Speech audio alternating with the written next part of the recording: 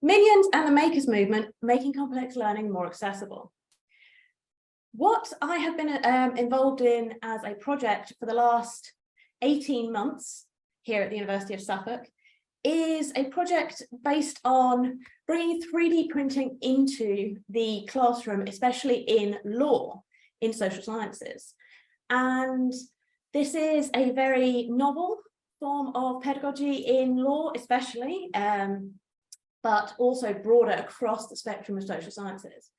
So today what I'm going to talk to you about is myself. I'm going to introduce myself, obviously, and then, but also I'm going to introduce the Makers Movement as a whole. So for example, you can see to my left here is a very good example of the Makers Movement, a hand-stitched Monopoly board, which you can also see on my slide. This shows the Makers Movement as it is as a formative idea. It's a technology-based subculture based around DIY, based around you creating your own artifacts, your own things, as well as new uses for old technologies. So what's happened is somebody has taken the time to create a cross-stitch pattern, and then somebody else has then taken the time to stitch that pattern onto material, to create the physical artifact. And this is a very good example of the ideas behind the Makers Movement, because for 3D printing, it's the same idea. It is, we have the CAD file, the drawing, somebody's copied something or used something, and then we have the physical artifact itself. So for example, you can see on the screen, and you can see it over here, my little family printout that I'll talk to you about in a bit. It's hobbyist creation at its whole. It is a very social space. It is basing things on other things. I will put a pin in the intellectual property element of that and come back to that at the end when we do questions, because this is a pedagogical talk, not obviously an IP talk, but I could go on for hours about IP and the Makers Movement. So this is me. As Phil very nicely said, I am a lecturer in law here at the University of Suffolk. You can see the modules I lead on screen. These modules have a variety of reputations. Land law and equity and trusts, and I know that there are some lecturers, I think, in the audience who teach on those modules, who I don't think would be too disappointed with me saying that these have a bit of a dull and dusty history. Students come to them and they fear them as being dull and being very technical.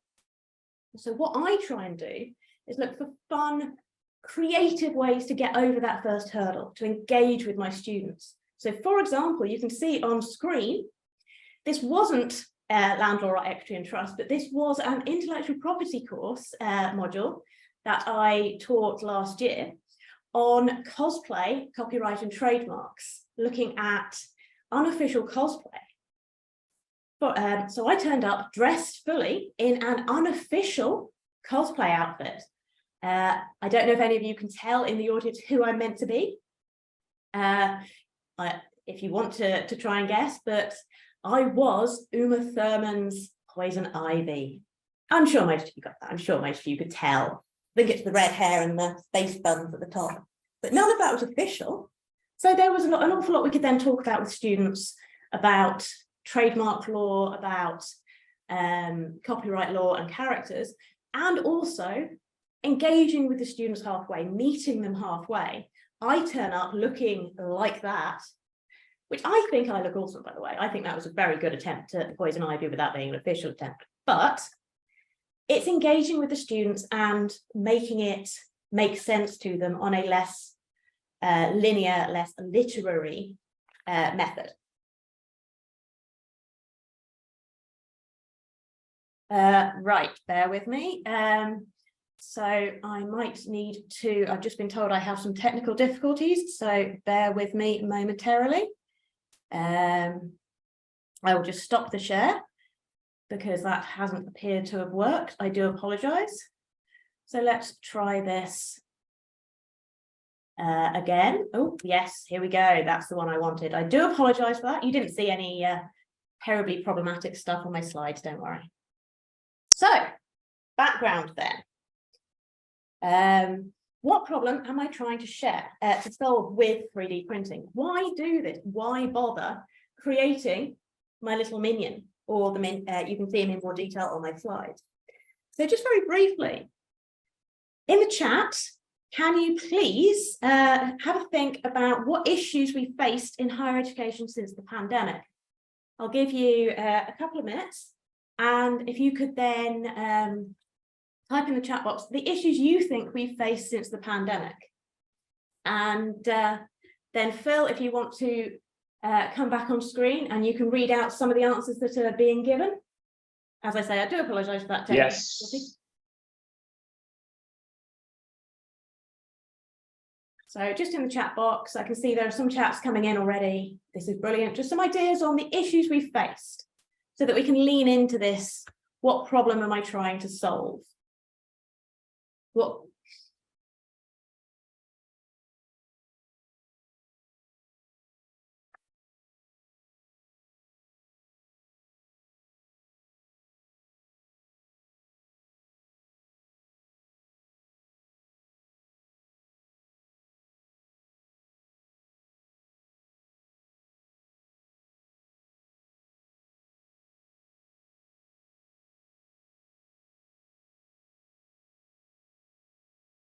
Okay, they should be coming through now. Yeah. Phil, do you want to read some of them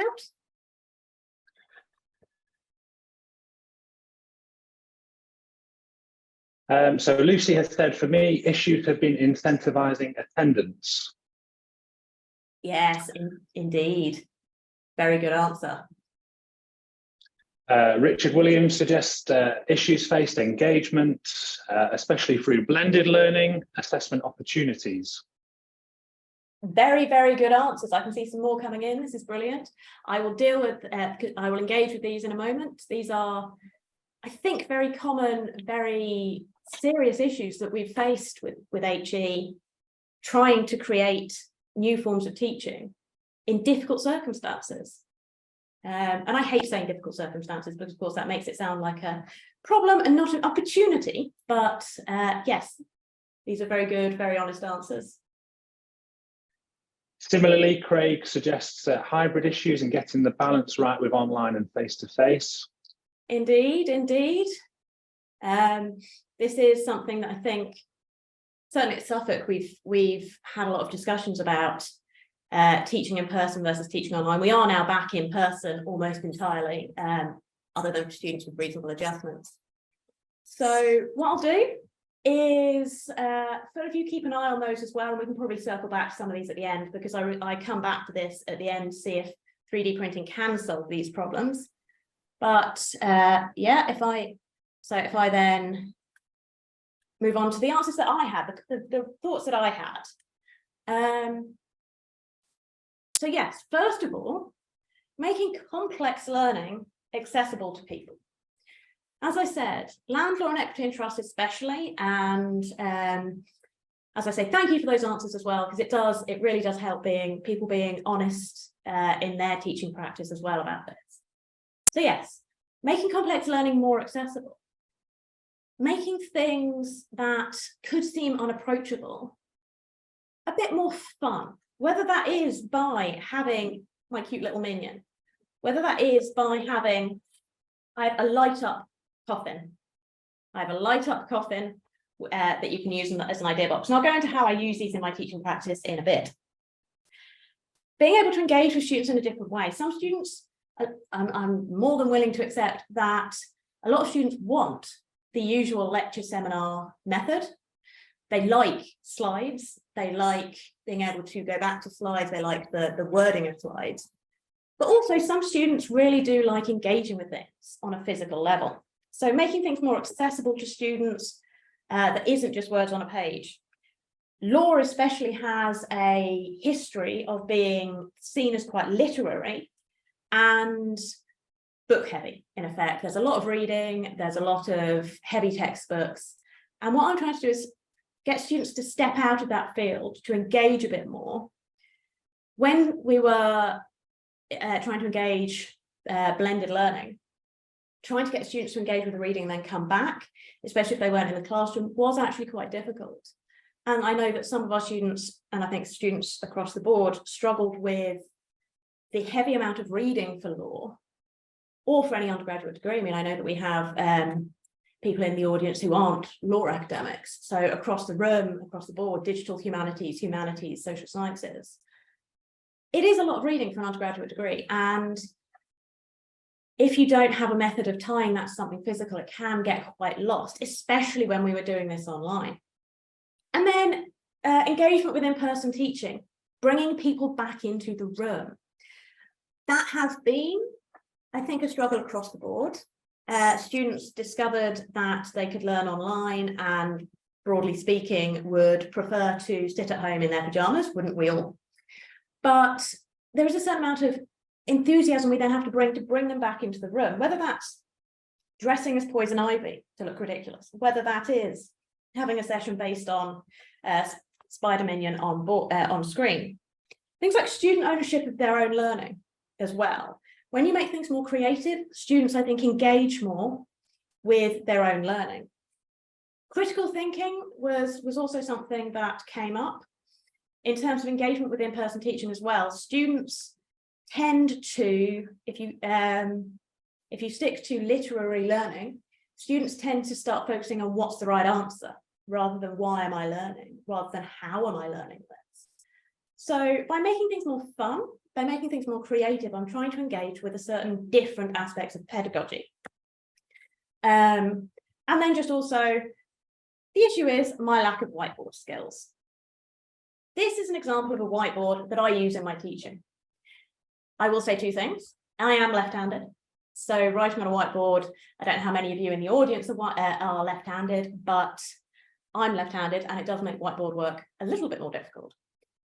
Just to give you some background, this is a land law problem question that I taught around Christmas last year, which is why it's Dasher and Dancer and Prancer and Vixen. It had several steps, as many land law problem questions do. As any of you that do problem-based learning do, these problems always have several steps. And you have to break them down on a whiteboard to see where things go. And land law, for example, it's very important that each of the steps are fulfilled. The issue is that is very linear. It works in the room to an extent, but it isn't necessarily how students learn. It can be improved. I like whiteboard work to an extent, despite the fact that I'm left-handed. But as I was doing this, I thought, could this be better? Could I do this instead of on a whiteboard in a two-dimensional way? Could I do this in a three-dimensional way? Could I, for example, I'm going to do this very carefully, use blocks that I printed instead and pass those around? And I will discuss that in a bit when I talk about how I use this technology in my teaching. So my lack of ability on a whiteboard notwithstanding, I then looked at trying to make learning more engaging, trying to take it off a screen or off a whiteboard and actually into the students' hands themselves. Things that they can actually pick up, they can touch, they can interact with, they can throw around a room, although I'd rather they didn't. They can look at in more detail. So these are the problems I was faced with and I thought about trying to solve as part of this project. Before we move on, I'll then just do a brief précis of what 3D printing is in order to look at how it's been, how I've used it in my own teaching practice. 3D printing is the technology you can see on screen. It is usually what you'll see is the type of printer that you can see, I think, on the screen to your right. If I drop that off the screen just for now. It's this sort of machine here. It extrudes plastic as it goes to build up layers until you have a physical thing. There are several other types of 3D printers. These are now more popular. We have, for example, 3 of these in our library that are about that shape and size. They're based on a box that's about this big. And as I say, they extrude plastic. The plastic filament is stuff that you can now buy. It sort of functions in the same way as a three-dimensional inkjet printer, if any of you can remember those. I know I'm aging myself here. And things can take a certain amount of time to print. It's not particularly fast, but you end up with a three-dimensional object that's been built layer upon layer. I know that I think Richard is in the audience, and if you have any technical questions about how this works beyond my understanding, I'm sure Richard would be happy to take questions as well at the end. So that's the types of 3D printers that we have. There are bigger ones as well, industrial size ones that you can buy, but they tend to be rather more expensive, and they may end up, if you are in a big institution, you might have several of these. We have several of these in our innovation lab, for example, and our technology school course, but all of the materials that you can see on the table and in my teaching materials were built on a machine like the one you can see on screen. So it is doable, and these machines aren't that expensive anymore, and the ink isn't that expensive either. So it might be worth something that, if you think this is exciting for you, you could think about asking your institution to purchase if you don't have one already. These things have been on the commercial market since the early 2010s, but they are now a lot more common. So you have a 3D printer. You then need a program in order to create the thing that you're going to print, in the same way as if you have a normal printer, like we have here that printed my slides, for example, you have to then have PowerPoint or whatever to create the program you're trying to print. There are several of these. There are several programs available. Tinkercad, for example, is a good one, like the example shown on screen, which is basically like a three-dimensional version of Microsoft Paint, where you create the thing in the program and then send it to print. It doesn't necessarily have to be that much more difficult than that. Some of these programs have very clear step-by-step guides. There are some very good YouTube videos out there, or you can do what I did, which is find someone fabulous like Richard Williams, a learning technologist who used to work at the university, who has now moved to a company called Icon Training, and work with them, with a learning technologist, to create these things. So you have the thing on screen, like the minion, that you then want to print. You then send it to print, and it takes as long as it takes to come out of the machine. So that's how you do this. And I'm more than willing, if anyone is interested after the session, to take questions on how to use the programs, or indeed, as I say, I'm sure Richard, if you're in the audience, would be happy to help with those questions.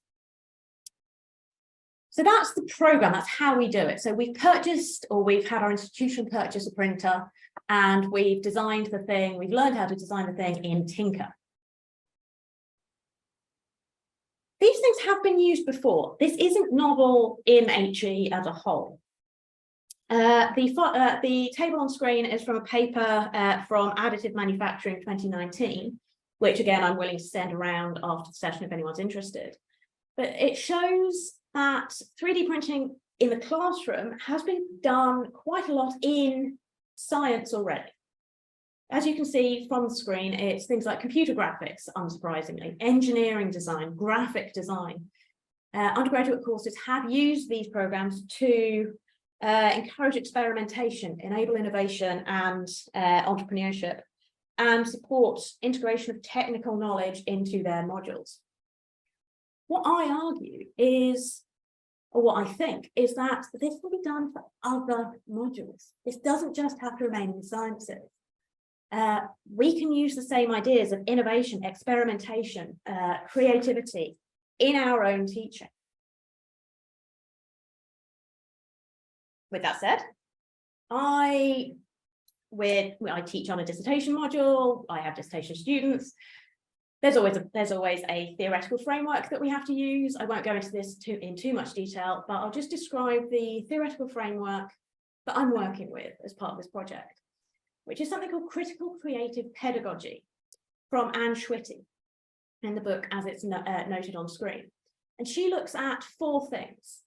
Whole person learning, which is using all of the senses. As I've said, students being able to touch things, to feel things, to be able to stroke them and feel how heavy or light they are and interact with them.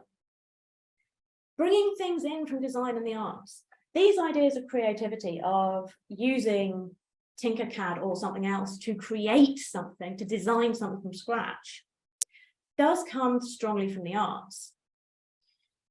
Praxis, building on theory. So building on this idea from the sciences that we can develop innovation in our teaching and engage more with students and generate new ideas with our students based on these theories. And then critical hope, which is basically about engaging with things that haven't gone right in the past, engaging with what she calls previous injustices in order to create better things. So, and the way I take that is education, higher education, has been historically very book-based. That isn't necessarily very good for students with special educational needs, with sort of the non-standard student, the non-undergraduate, the non-sort of 18-year-old undergraduate student as well, widening participation. And what I'm trying to do is make these things more accessible, not just to, as I say, those students, but to everybody across the board, make things more engaging. So we're back to an audience question topic. So Phil at the ready. If you could, having been shown the technology now, have a think about the two questions on screen. Have you got in the audience any preliminary thoughts about how you would like to use this technology in your teaching, having seen how it works? Hopefully I have in the previous slides at least made it a bit more accessible to you, the technology. I've made it a bit less scary for you. I've given you some ideas potentially as to how you might do this. We will move on to how I do this in a minute, but if you could have a think about how you would use it and or any concerns you have about this technology. So Phil, again, if you're there in the chat, if you could be my compare and read that. Absolutely.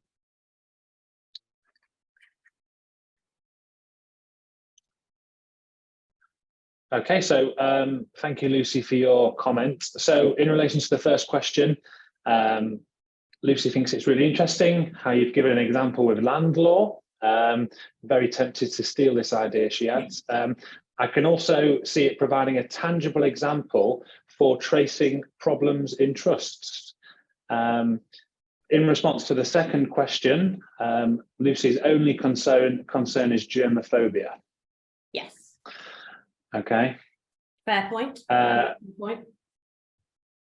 Richard has suggested that it illustrates complex issues through debate sparking items. Thank you for that, Richard. Craig has responded to the second question around concerns, cost, availability of the 3D printing machine in the university. Thank you for that. Scott has added 3D diagrams and puzzle activities, reproduction of historical artifacts in relation to how Scott might want to use this, this approach. Thank you for that, Scott. Thank you, everybody. That shift from 2D to 3D seems really quite powerful, and it opens up a number of different possibilities. I think taking it from the whiteboard to something tangible in your hands seems quite powerful, Ruth. Thank you, and thank you for all of those. I'll try and go through those as I remember them. I'm sorry if I have a short-term memory. In terms of the trusts and using them in trust problems, we get onto that in a minute, Lucy. So I have a slide on that. I show you how I do this in a basic level and a slightly more difficult level. Concerns about the technology. This is a problem in that these things are based in plastic. The good news with that is that they are quite easy to clean, so long as they're not complex shapes. The family law one that I'm holding is a fairly complex shape, but you can wipe it down quite quickly with Dettol, and they do take well mostly to anti-bac because they are made of plastic. especially if they are solid plastic like my Minion is. But I am aware that, of course, whenever you bring an artifact into a room, these are surfaces that germs can live on, especially if you start passing them around to students. That is a serious point in a post-COVID world, and I think we do all need to be very aware of that in our teaching. That anything we bring in, whether it's plastic or anything like the good news about my Monopoly board is that this is a very good example of the makers movement. The bad news is it's made of material, and I could spray it with Dettol, but I'm a bit worried about the colours running. So again, I wouldn't necessarily hand that round, and I'm debating with myself about framing it. Not least because my mother stitched that, my mum stitched that for me, bless her, so it was a gift. So again, there's that element of it. In terms of cost, these things are coming down in price. I believe we costed out my plastic bottles to being about, I think, 50, 60p in terms of the cost of the plastic that it's used to print, which isn't so bad, realistically. I think you can buy the spools now of plastic for about £15 each, depending on the colour. You do have to buy individual colours. This is like the old inkjet printers used to be, where you do have to buy a green or a yellow or a white or whatever.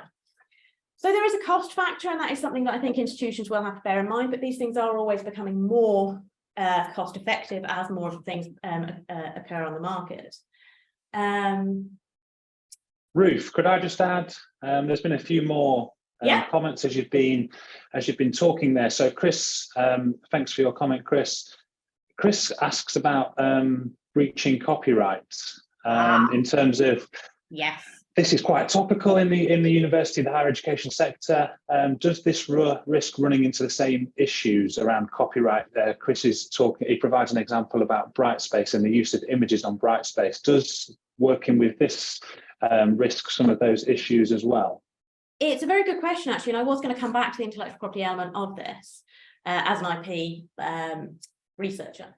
The answer is, in theory, so long as you retain it within the non-commercial educational sector, in theory, you benefit from an exception to copyright. You benefit from the fair dealing or fair use exceptions, where it's one of these things that it's the permitted use of the materials.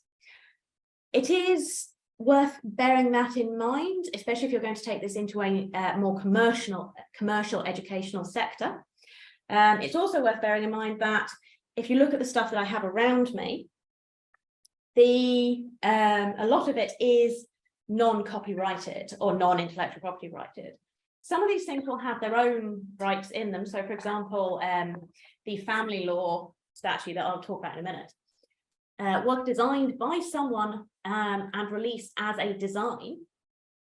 So they have rights in their own designs. And this isn't an intellectual property module, and I won't go into too much detail on that. If you want to discuss this in more detail, I am more than happy to take questions by email. My email address is on the end of the slide set. But the research that I've done is that so long as we're doing this in an educational, non-commercial sense, we are probably safe, although bearing in mind that obviously higher education is commercial education to an extent because people are paying fees. But usually, so long as you're doing this purely for education rather than to sell, it shouldn't be that concerning, but it is something that you should discuss with your head of school and or your HR and legal team if you're concerned about that, because there are some concerns, and I can see why. What I'll do is I will move on for reasons of time, but feel free to keep putting things in the chat, and Phil, if you keep an eye, and if we have time at the end, we can circle back to some of these things. But thank you very much, as I say, for engaging. These are really interesting thoughts and concerns and ideas about how this can be used. So let's have a look at how I do this. And let's start with this idea that Lucy in the chat very nicely talked about using this in equity and trusts problems. The issue we have with trusts is students struggle to visualize the difference between legal title and equitable title. So bear with me, I'm just going to minimize myself. I don't need to see myself. So students tend to struggle to understand in a trust, the settlor creates a trust and they give legal title, the yellow gold bars on screen, to the trustee. The beneficiary gets a shadow of that, as I refer to it. They get the equitable title that goes alongside. It's hard for students to visualize that as a thing. So one of the things I do in my teaching is I create a simple trust. I give 6 gold bars to one student and say, you're holding these on behalf of another student who then gets the 6 grey bars that you can see on screen. What this does is it really visualizes for the students the fact that these 2 forms of ownership are different, but you can see they look the same other than being a different color. And what this also does is in a problem question, if you have a certain amount of property that is divided up and then subdivided as happens in problem questions, you start with 6 gold bars and then some get given to somebody else and somebody else and somebody else. What happens in a problem question is students don't account for all the property in the trust. There's some stuff that they don't do, they forget about, they don't see it.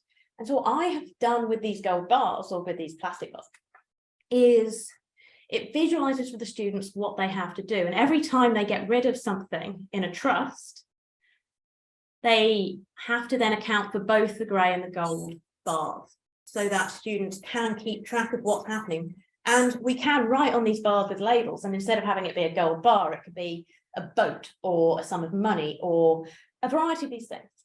And it really does visualize that these things do have to be counted in and counted out. It's also very good when you think about certainty, how we describe things. I won't get into a lot of detail about equity here, but suffice to say that if a trust is valid, the way it describes both the trust property and those that get the trust property, the group of beneficiaries, have to be sufficiently certain. They have to be described in a certain way. And what the bars do is you can start off by saying, if I say 5 bars, can you pick the 5 bars that I mean? Does it matter if you can't pick the specific 5 bars that I mean? If it's in a pile of other bars. If I say 5 yellow bars, is that more certain? Can you be then better at picking out what I meant by describing those? Or indeed, as I say, labeling them and making them, telling you what they are. So again, this is a variety of ways I do this in my own teaching to help students visualize, because I personally love land and equity as subjects. I think they're fascinating. But as I say, these do come with a certain reputation for being book heavy. And what this does is it makes it very much more fun for them. We play games with these things. We make it a thing that you can play with. I also have a coffin. I have a light up coffin, which again is just for students. It's actually an ideas box. So it's a very simple idea, isn't it? It's things that we've all done in the past. It's a shoebox with a hole cut in it that you put bits of paper in, writ large with printed in 3D. But what it does is it means that you can then have students write a will, post it in the box, and then we can have an activity where people pull out the will and judge whether it meets the legal tests under Section 9 of the Wills Act and the legal certainty elements once we've looked at bars, etc. So that's how I do this in equity. And you can see already that I'm having a sort of creative element where I get the students really involved in this and they really do interact with these materials. If I then look at intellectual property, this is very much more where you would expect this stuff to sit. So for example, Spider Minions, the headline app of this talk, Mr. Spider Minion. Here was the first thing I created with Richard. He is solid. He's quite heavy, actually. I've used him in the past, and people have said that he was a bit creepy because he's got such a wide grin, but there you go. For intellectual property, you have to be able to distinguish between, first of all, what rights exist in whatever it is in the spider minion? What rights are there in effect that can be contained? Who has those rights? And then what infringement might look like according to the law. And then if there are defences and if there are no defences, what the result of infringement is. So for example, with spider minion, on a very simple level, you can say minions are trademarked for toys, in fact. You can say actually that the character of a minion is probably now copyrighted as well after a case from last year involving Del Boy. Characters now attract their own copyright.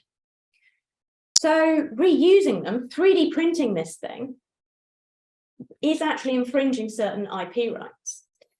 And this for students is a very useful tool because I can teach this and I can be very engaging with this on a slide, but actually being able to give this to a student, they all laugh, they all look at him and go, isn't he cute? Or creepy, if you're the one student that thought he was creepy. It gives them a different way of thinking about it. It gives them a real way of thinking about it, especially because he's minion colored, but he's also dressed as Spider-Man, which for the level 6 students would be a very good method of talking about, are we infringing both characters, either characters? This is the question. It's led to a lot of interesting discussions about the physicality of these things, which again grew from also the discussion on cosplay, as I said earlier in one of my original slides. So we've looked at spider minions, spider plants. You can see the plant pot on screen. I didn't bring it in because my plant is now very much bigger than you can see it in the original image on the slide on the bottom right. This was, again, an idea that Richard and I had about teaching the difference between 2-dimensional trademarks and 3-dimensional trademarks. Because if you look at it at the bottom, you can see that it's a square with the yellow corner cut out, the white stripe, and then the black, which is the University of Suffolk logo, as you might have seen on my front slide. However, I take it into my teaching and I show it to students. And one of the first things the student says is, why have you given us a penguin? Why have you given us a penguin? Because if you look at it on the corner, as it is on screen at the top, if you look at it from the corner, it looks like a penguin. I didn't see it until the student did, but there we go. And so it then led to a very interesting discussion about 2D versus 3D trademarks and about how things look when you look at them differently. And this is a very good level of critical thinking that we want from our students. And then just very briefly, shapes and bottles. We all know the shape of the bottle. We all recognize that as Coca-Cola, despite the fact that it's got no liquid in it and is made out of white plastic. And that's because the 3D trademark for Coca-Cola is so ubiquitous. And then that, of course, leads into a very interesting discussion about 3D trademarks and packaging as a whole. Moving on, because I'm aware that there is a time factor. Family law. Again, this was labeled as family on, I think it was Tinkercad. It's a very interesting tool because why is that a family? Is it because they're all holding hands? Is it because there are 2 big characters and then several little characters? It does then lead into what is a family, which is at the heart of a family law module in our pedagogy here. What is a family? Who does it contain?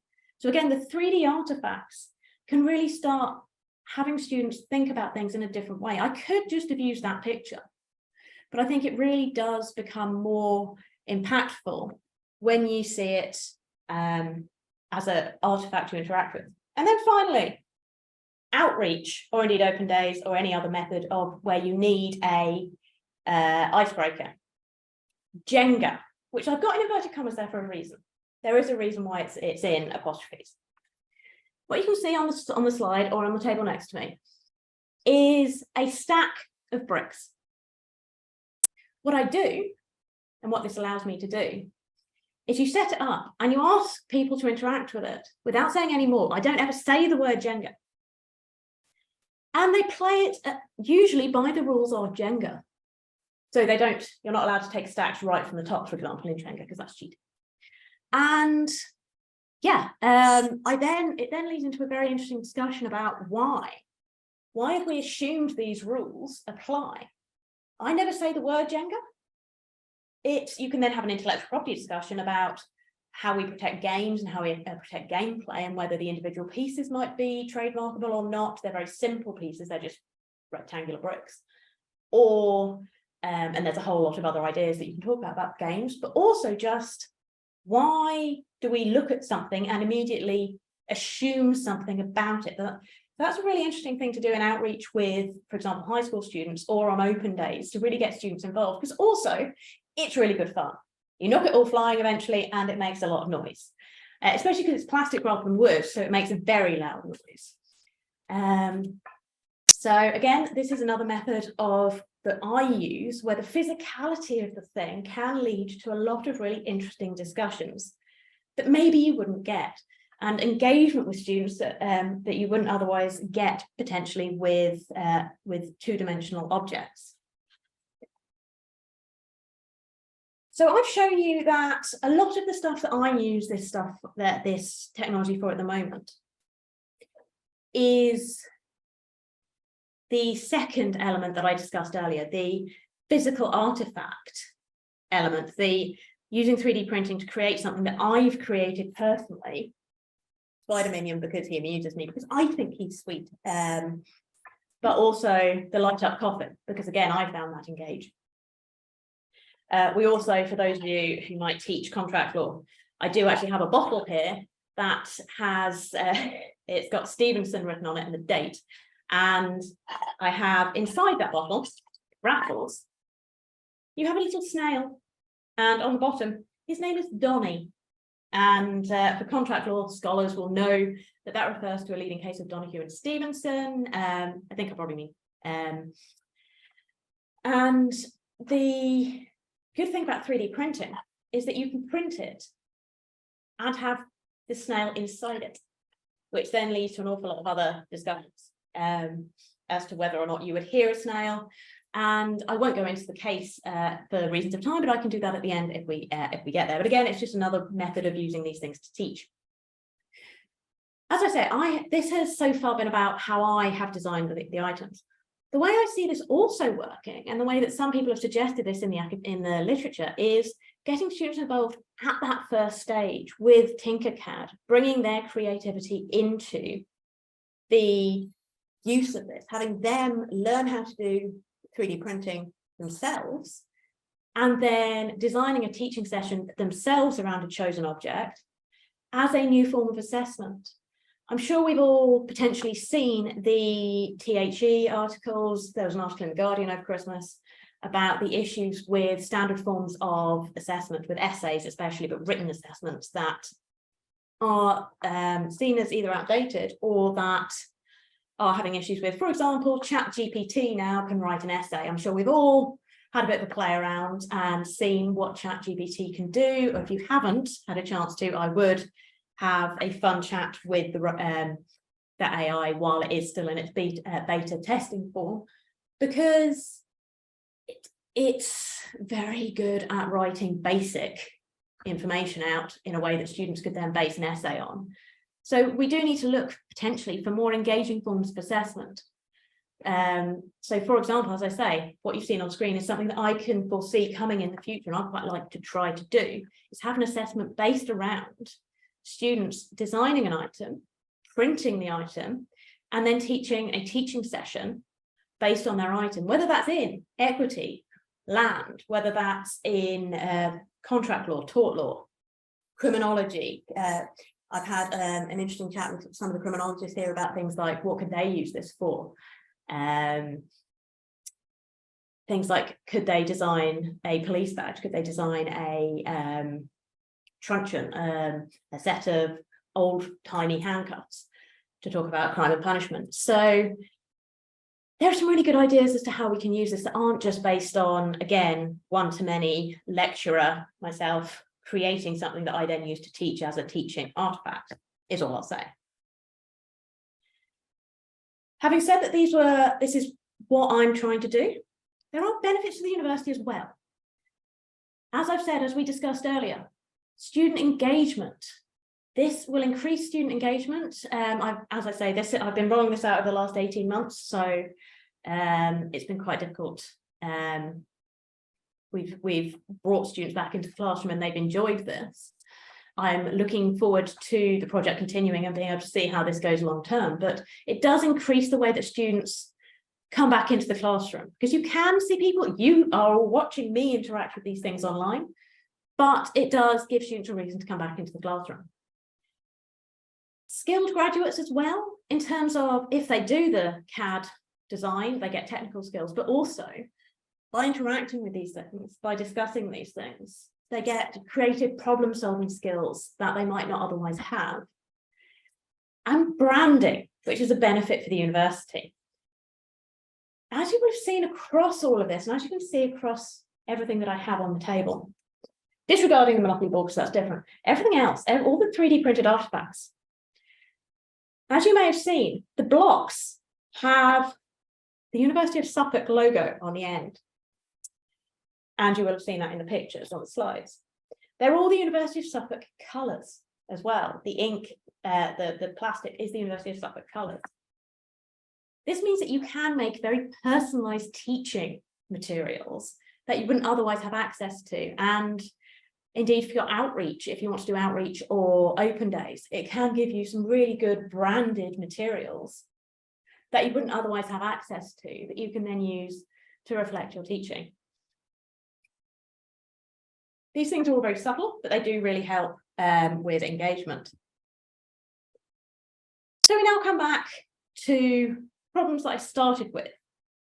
What problem am I trying to solve with 3D printing, and do we think I have? Engagement with in-person teaching. As I say, I genuinely believe that this does. It makes the classes more fun. It makes students more open to the idea of attempting to problem solve with these things, to engaging with the things and engaging with the modules. It gives them more ownership of their teaching because they get to play with these things themselves.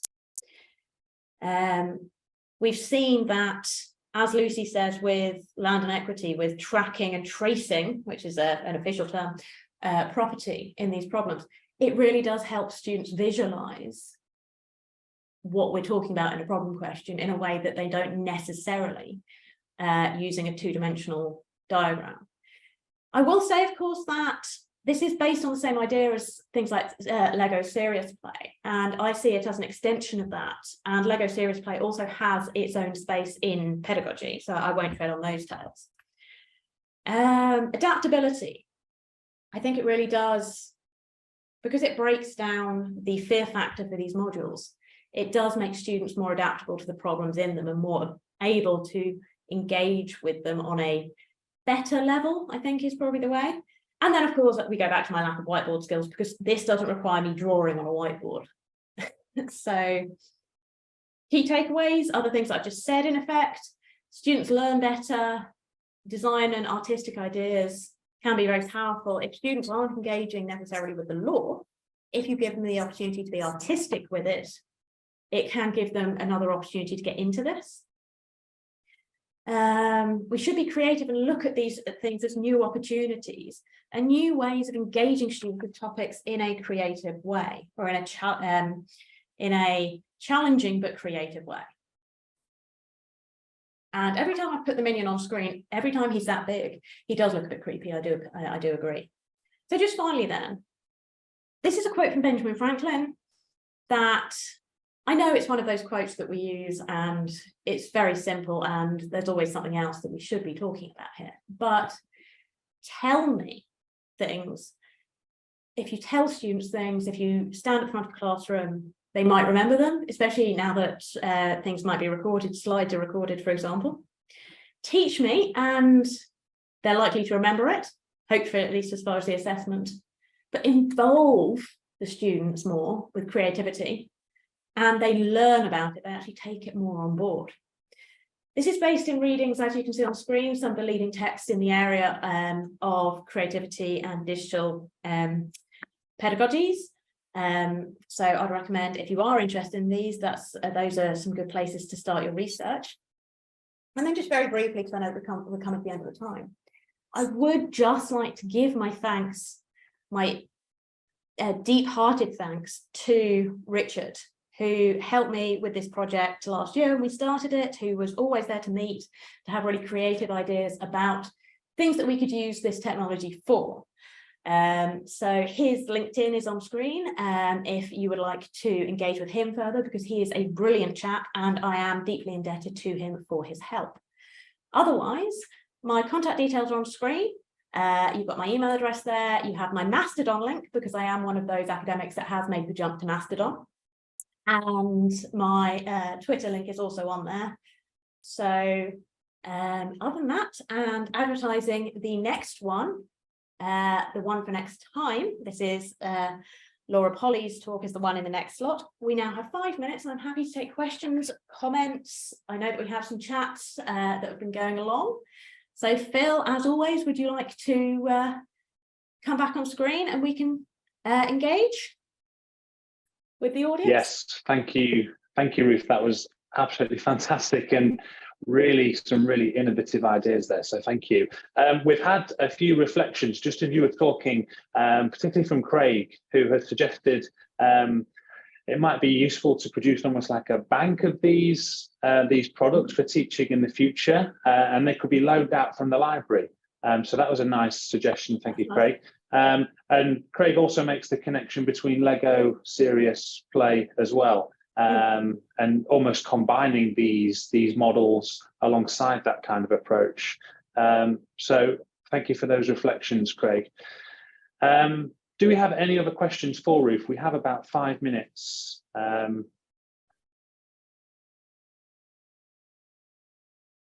Thank you, Lucy. Lucy has said that this was so interesting, Ruth. Thank you so much. An added benefit of your approach, it seems to Lucy, is in the observation of different learning cultures.